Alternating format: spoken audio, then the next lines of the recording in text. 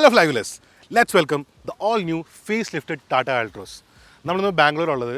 ബാംഗ്ലൂരിൽ ടാറ്റ ഇപ്പോൾ രണ്ട് പുതിയ മോഡൽസ് വന്നിട്ടുണ്ട്. ഒന്ന് CNG വേരിയൻ്റ് ആണ്, ഒന്ന് ഡീസൽ വേരിയൻ്റ് ആണ്. നമുക്കിത് രണ്ടും ടെസ്റ്റ് ഡ്രൈവ് ചെയ്ത് നോക്കാം. So let's not waste time. Welcome to flywheel first drives.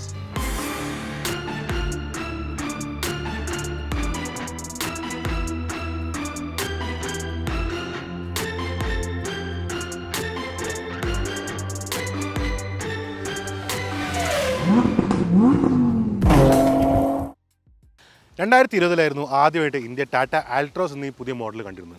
അന്ന് തന്നെ ഡിസൈനിൻ്റെ കാര്യത്തിൽ ആൾട്രോസ് വളരെ മുന്നോട്ടായിരുന്നു. ഭയങ്കര ഫ്യൂച്ചറിസ്റ്റിക് ഡിസൈൻ ആയിരുന്നു. അത് കസ്റ്റമേഴ്സിന് വളരെയധികം ഇഷ്ടപ്പെട്ടിട്ടുണ്ടായിരുന്നു. അതിൻ്റെ തന്നെ ബൈക്കിൻ്റെ ഒരു മെയിൻ ഒരു പോയിന്റ് തന്നെ. അതും തന്നെ ഇവിടേക്കും തുടരുന്നുണ്ട്. ഡിസൈനിൻ്റെ കാര്യത്തിൽ does not disappoint, it looks nice. നമുക്കപ്പോൾ ഡിസൈനിൽ വന്നേക്കുന്ന മാറ്റങ്ങൾ ശ്രദ്ധിക്കും. മെയിനിൽ ഇപ്പോൾ ബോണറ്റിൽ വ്യത്യാസം വന്നിട്ടില്ല. വ്യത്യാസങ്ങൾ മൊത്തം വന്നേക്കുന്നത് ബോണറ്റിന് താഴോട്ടേക്കാണ്. ഇവിടെ നിന്ന് നോക്കിക്കഴിഞ്ഞാൽ നേരത്തെ ഹെഡ്ലൈറ്റ് ചെറിയൊരു ബൾജ് ഉണ്ടായിരുന്നു, ഭയങ്കര വലിപ്പം കൂടിയ ഹെഡ്ലൈറ്റ് ആയിരുന്നു. ഇപ്പോൾ കുറച്ചുകൂടെ സ്ലീക്കർ ആയിട്ടുണ്ട്.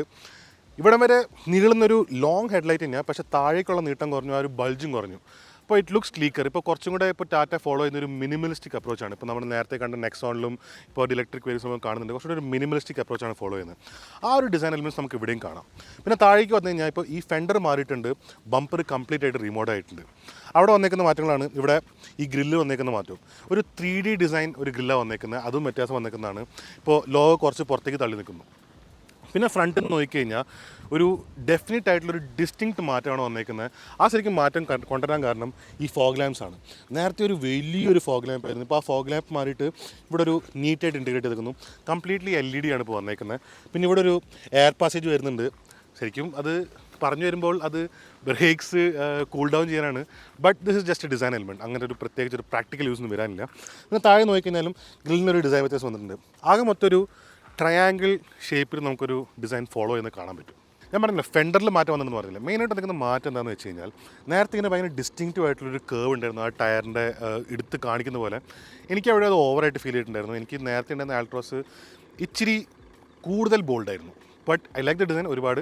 പക്ഷേ it was a bit too bold. ഇവിടെ ഒരു മിനിമലിസ്റ്റിക് ടച്ച് വന്നിട്ടുള്ളതുകൊണ്ട് കുറച്ചൊക്കെ ഈ ഡിസൈൻ എലിമെൻറ്റ്സിന് ഒരു കംപ്ലീഷൻ വന്ന പോലെ എനിക്ക് ഫീൽ ചെയ്യുന്നത്. I like this more.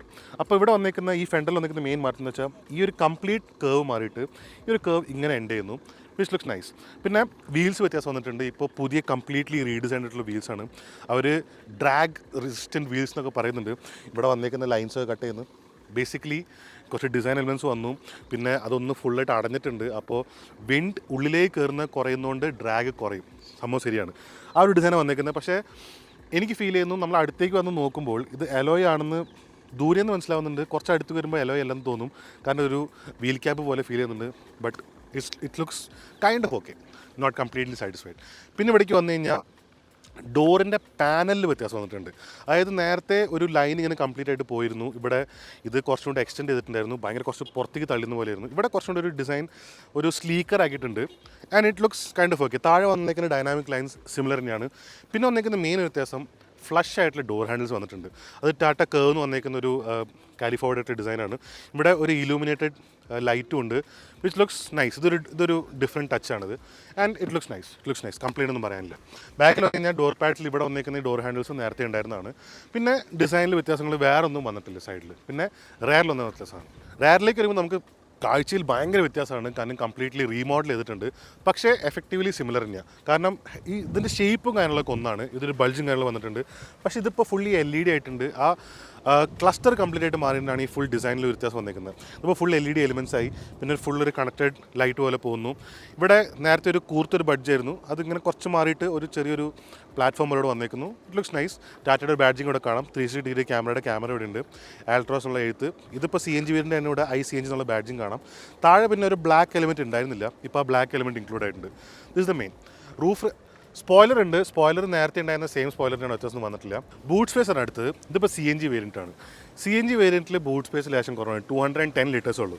അതിന് കാരണം ഇതിന് ഇവിടെയാണ് CNG ടാങ്ക് ഇരിക്കുന്നത്. അപ്പോൾ അത്രയും സ്പേസ് നമുക്ക് പോയിട്ടുണ്ട്. ഇപ്പോൾ ഡീസൽ വേരിയൻ്റ് ആണെങ്കിൽ 345 ലിറ്റേഴ്സ് വരുന്നുണ്ട്.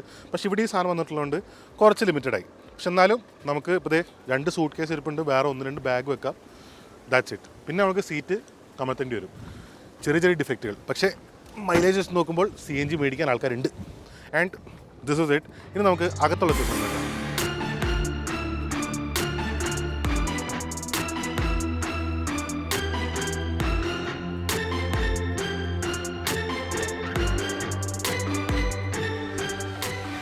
again gets the 90-degree doors.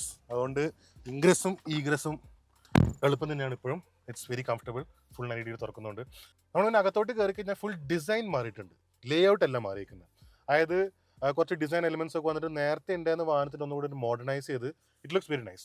ഭയങ്കര ഒരു മോഡേൺ ഫീൽ, ഭയങ്കര അപ്ഗ്രേഡഡ് ഫീൽ വന്നിട്ടുണ്ട്. അതിന് ഫസ്റ്റ് തന്നെ വന്നിരിക്കുന്ന സ്റ്റിയറിംഗ് ആണ്. സ്റ്റിയറിംഗ് പുതിയ സ്റ്റിയറിംഗ് ആണ്. ഇപ്പോൾ നമ്മൾ നെക്സോണിൽ കണ്ട പോലെ ഒരു നടുക്ക് ഒരു LCD പാനൽ പോലെയാണ്, ഒരു ഇലുമിനേറ്റഡ് LED ലോഗോ കാണാൻ പറ്റും. ഒരു കംപ്ലീറ്റ്ലി മാറിയിട്ടുണ്ട്. പിയാനോ ബ്ലാക്ക് ആയിട്ടുള്ള ഫുൾ പാനൽസ് നമുക്ക് കാണാം. പക്ഷെ എവിടെയും എനിക്ക് ഈ ഒരു പാനൽ ഇഷ്ടപ്പെട്ടിട്ടില്ല. കാരണം നമുക്ക് വിസിബിലിറ്റി എന്തോ കുറേന്ന് പറഞ്ഞിട്ട് ബട്ടൺസ് ഇല്ലാത്തതിൻ്റെ ഒരു പ്രശ്നമുണ്ട്. But it's usable, not that bad. പിന്നെ നമുക്കിവിടെ താഴെ ഒരു സ്ക്വയർഡ് ഓഫ് ആയിട്ടുള്ള സ്റ്റിയറിംഗ് ആണ്. അതിൻ്റെ ബാക്കിലേക്ക് നോക്കിക്കഴിഞ്ഞാൽ ഒരു പുതിയ ക്ലസ്റ്റർ വന്നിട്ടുണ്ട്. 10.25 ഇഞ്ചിൻ്റെ ക്ലസ്റ്റർ ആണ്. Very readable. അത്യാവശ്യം നല്ല കളേഴ്സ് ആയിട്ടുണ്ട്. പോപ്പപ്പ് ചെയ്യുന്നുണ്ട്. നമുക്ക് നല്ല വൃത്തിക്ക് റീഡ് ചെയ്യാൻ പറ്റുന്നുണ്ട്. ഈ സ്റ്റോക്സ് ഒക്കെ പഴയ തന്നെയാണ് ഇപ്പോഴും. പക്ഷേ ഇപ്പോഴും ആ പഴയ ക്വാളിറ്റി കുറഞ്ഞ പ്ലാസ്റ്റിക് തന്നെ ഉപയോഗിക്കുന്ന why people are not upgrading these things മനസ്സിലാവുന്നില്ല. ഇതാണ് നമ്മൾ ഏറ്റവും കൂടുതൽ പ്രാവശ്യം ഉപയോഗിക്കുന്നത്. നമ്മുടെ കൈൻ്റെ ടച്ച് എപ്പോഴും വരുന്നത്. അത് അപ്ഗ്രേഡ് ചെയ്യേണ്ട സമയം ശരിക്കും ആയിട്ടുണ്ട്. അത് ശരിക്കും നല്ല പ്ലാസ്റ്റിക് കൊടുത്തു കഴിഞ്ഞാലാണ് ഇവിടെ ഒരു ഫീൽ കിട്ടുക. ടിൽറ്റ് ആൻഡ് ടെലിസ്കോപ്പിക് ആയിട്ടുള്ള സ്റ്റിയറിംഗ് ആണ് വന്നേക്കുന്നത്. പിന്നെ എല്ലായിടത്തും ഹാർഡ് പ്ലാസ്റ്റിക്സ് ആണ്. ഇവിടെ ഫാബ്രിക് വന്നേക്കുന്നു. ഈ കൺട്രോൾസും ഇവിടെയുള്ള മിറേഴ്സിൻ്റെ ഒക്കെ സെയിം തന്നെയാണ്, വ്യത്യാസമൊന്നുമില്ല. ഈ ഭാഗത്ത് ഒരു വ്യത്യാസമില്ല. വ്യത്യാസം വന്നേക്കുന്നത് മൊത്തം ഡാഷ്ബോർഡിലാണ്. പിന്നെ നമുക്ക് നോക്കിക്കഴിഞ്ഞാൽ പുതിയൊരു 10.25 ഇഞ്ചിൻ്റെ ഇൻഫോർടൈൻമെൻറ്റ് സ്ക്രീനാണ് വന്നേക്കുന്നത്. കംപ്ലീറ്റ്ലി ടച്ചാണ്. കുറച്ചുകൂടെ അപ്ഗ്രേഡ് ആയിട്ടുണ്ട്. ഹാർമൻ ഇൻഫോർടൈൻമെൻ്റ് ആണ് വന്നേക്കുന്നത്. Very readable, very usable. കുറച്ചുകൂടെ ക്ലിയർ ആയിട്ടുണ്ട്. ടച്ച് സെൻസിറ്റിവിറ്റി നന്നായിട്ടുണ്ട്. It is great. ഇപ്പോഴത്തെ ജനറേഷനിൽ ഇങ്ങനത്തെ ഒരു ടച്ച് സ്ക്രീൻ നിർബന്ധമാണ്. എല്ലാ വാഹനങ്ങൾക്കും വന്നു കഴിഞ്ഞു. പിന്നെ ഇത് ഡിസൈൻ വ്യത്യാസം വന്നിരിക്കുന്നത് എന്താ വെച്ചാൽ ഇവിടെ ആയിരുന്നു ഇൻഫോർടൈൻമെൻറ്റിൻ്റെ കൺട്രോൾസ് ഉണ്ടായിരുന്നു നേരത്തെ കാറിൽ. പക്ഷേ ആ കൺട്രോൾസ് മൊത്തം ഇപ്പോൾ ഇല്ലാണ്ടായിട്ടുണ്ട്. അത് കംപ്ലീറ്റ് ആയിട്ട് സ്ക്രീനിലേക്ക് പോയി. വോളിയൂമിൻ്റെ ആണെങ്കിലും എല്ലാത്തിനെയും സ്ക്രീനിലേക്ക് മാറിയിട്ടുണ്ട്. അതിൻ്റെ താഴെ നോക്കിക്കഴിഞ്ഞാൽ നമുക്ക് AC കൺട്രോൾസ് കാണാം. പിന്നെ അതിൻ്റെ മുകളിൽ കുറച്ച് ടച്ച് കൺട്രോൾസ് ഉണ്ട്. ഹാസാർഡ് സ്വിച്ചും കാര്യങ്ങളൊക്കെ എല്ലാം ഇപ്പോൾ എന്താണ് പറയുക, ടച്ച് അല്ല, ഒരു ബട്ടൺസ് തന്നെയാണ്. പക്ഷേ കംപ്ലീറ്റ്ലി അതിനെ ഒരു സ്ക്രീനിൻ്റെ ബാക്കിലേക്കും മറവിലേക്ക് ആക്കിയിട്ട് it is looks very good.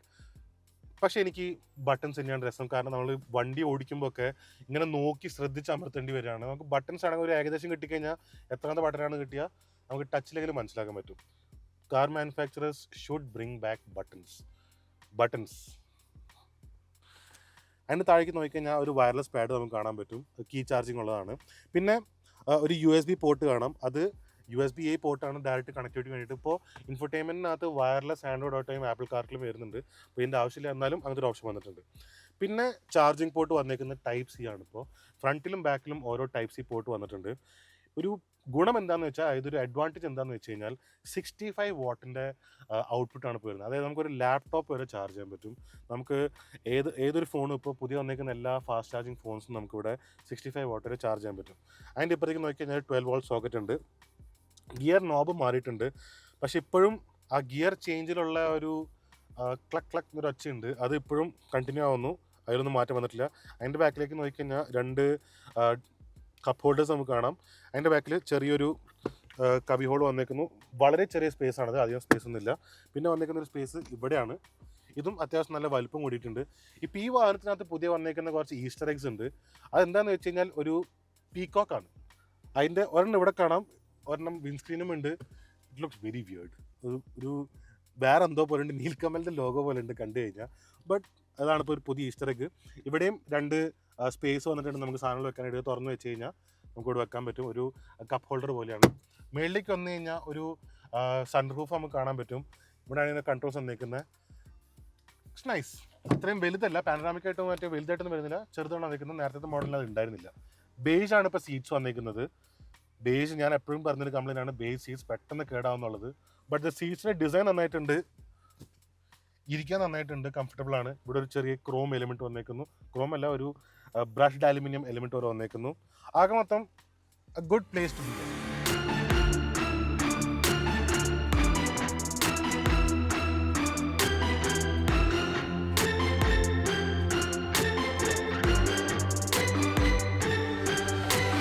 നമ്മൾ ഫസ്റ്റ് ഓടിക്കുന്ന CNG വേരിയൻ്റ് ആണ്. CNG വേരിയൻ്റ് 1.2 ലിറ്ററിൻ്റെ എഞ്ചിനാണ് വരുന്നത്. ഏകദേശം 72.5 bhp 103 Nm ടോർക്കും ജനറേറ്റ് ചെയ്യുന്നുണ്ട്. സ്ലഗിഷാണ്, അധികം വലിയ പവർ എന്നൊന്നും പറയാനില്ല. നമ്മളിപ്പോൾ 4th ഗിയറിലാണ് പോകുന്നത് 70 കിലോമീറ്റേഴ്സിൽ. നമ്മൾ അങ്ങനെ തന്നെ ഫുൾ ത്രോട്ടിൽ കാല് കൊടുത്തു കഴിഞ്ഞാൽ കയറി 80 ആയി.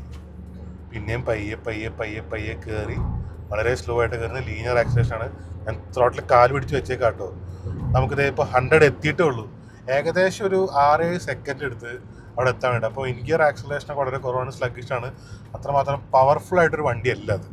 പക്ഷേ ഈ വണ്ടി പവറിനല്ല ഉണ്ടാക്കിയിട്ടുള്ളത്. ഇപ്പം 3 എഞ്ചിൻ വേരിയൻസ് ആണ് വരുന്നത്. നമ്മളിന്ന് ടെസ്റ്റ് ചെയ്ത് നോക്കുന്നത് 2 പെട്രോളുണ്ട്, ഡീസലുണ്ട്, CNG ഉണ്ട്. പെട്രോൾ വേരിയൻ്റ് ഒന്നുമില്ല. ഡീസൽ ഞാൻ എടുത്ത് ഓടിക്കുമ്പോൾ ഞാൻ പറഞ്ഞുതരാം. ഇപ്പം ഇതിൻ്റെ ഒരു ഹാൻഡ്ലിങ് ഡൈനാമിക്സ് വെച്ച് നോക്കുകയാണെങ്കിൽ കുഴപ്പമില്ല എന്ന് മാത്രമേ പറയാനുള്ളൂ. എന്നാലും ബോഡി റോൾ ഉണ്ട്.